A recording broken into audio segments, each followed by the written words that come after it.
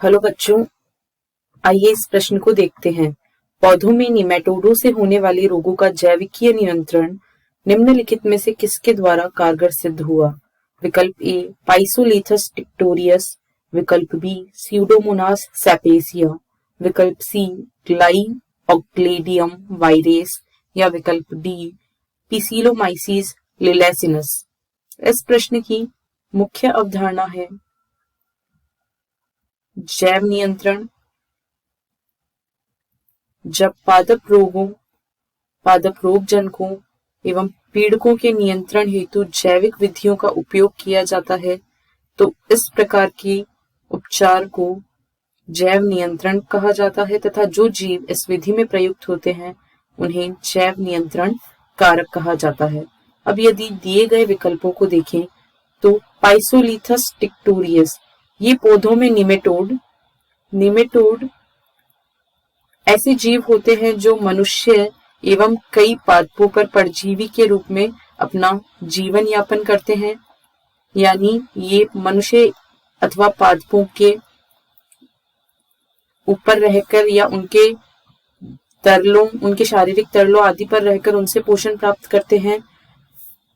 ये मनुष्य और पौधों को नुकसान पहुंचाते हैं, अतः इनके नियंत्रण हेतु जैव नियंत्रण कारक के रूप में कौन से सूक्ष्म जीव का उपयोग किया जाता है?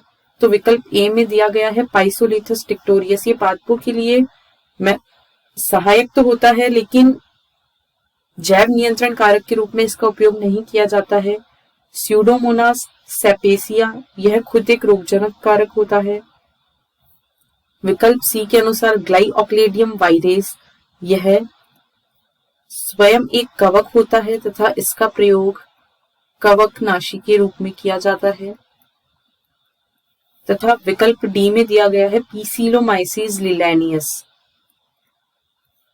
इसका प्रयोग निमेटोड द्वारा होने वाले रोगों के जैव नियंत्रण में किया जाता है क्योंकि यह निमेटोड के अंडों को नष्ट कर देता है, जिसकी वजह से इसकी प्रजाति के सदस्यों की संख्या घट जाती है और यह पौधों में निमेटोडों से होने वाले रोगों के निदान में सहायता प्रदान करता है या जैव नियंत्रण कारक के रूप में काम लिया जाता है। अतः इस प्रश्न का सही विकल्प होगा विकल्प डी पिसिलोमाइसिस लिलेसिनस। आशा है आपको प्रश्न समझ आया होगा। धन्यवाद।